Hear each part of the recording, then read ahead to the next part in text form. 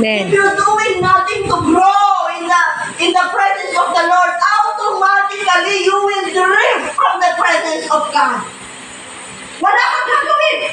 Napakadali, wala kang gagawin. Ayaw mo, hindi ka magbabasa, hindi ka mag-pray, automatic you will drift from the presence of God.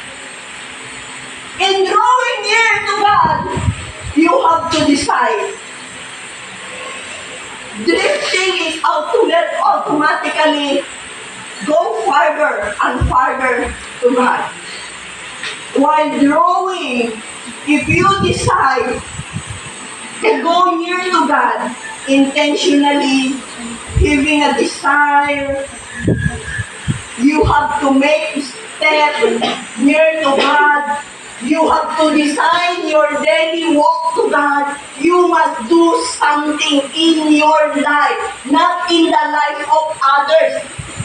Our relationship is individual in our Creator. Amen? Amen. Huwag po natin iasa yung pag-draw niya natin sa Panginoon. Although na yung mga teacher po natin, mga pastor po natin, mga leader po natin, God using them para may direct po tayo, para makasabay po tayo sa agos ng paglapit sa Panginoon. Pero i-decide mo pa rin at talagang gagawan mo ng paraan ang pagkilos mo dapat nakaayon sa pag-draw near sa God. So number 1,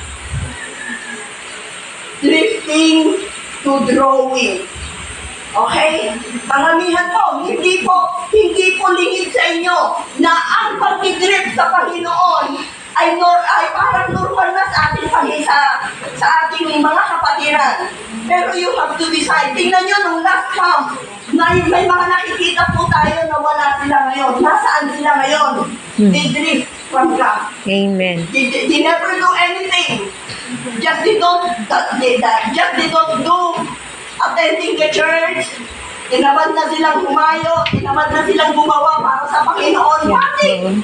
Malayo na. Saan sila pupunta? Dalawa lang naman yan eh. Either left and right. Cellphone mo. So you must choose and you must intend to grow in the knowledge of God. We have 24/7 na dapat naka-align lagi yung ating focus na yung ginagawa ko bang ito ay nagiging close ako sa Panginoon o hindi.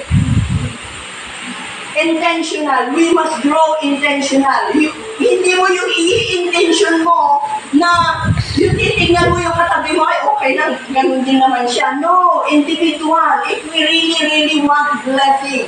Hindi po tayo naglilingkod sa Panginoon. Hindi po tayo nagsasalita na, gawin niyo to kasi hanggang pagpapalain ka. No, but the point is, God created you to serve Him and worship Him while you enjoying the blessing that comes from Him. Amen. Hindi po tayo nakapokus sa blessing. Kasi ang pera, although kailangan natin ng pera, hindi ba naman ang ayaw. Ako nagtatrabaho ako, I'm still aiming na kumita sa nature ng trabaho namin ni Pastor sa ministry. Kailangan ko makapag-create ng mga pulutong na kahit hindi ako gumagalaw, kumikita ako. Yun po yung gusto ko. At yun po yung gusto ko pagparaminin sa akin.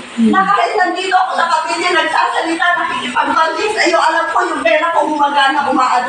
Sino yung may gusto ng gano'n? Amen. Amen?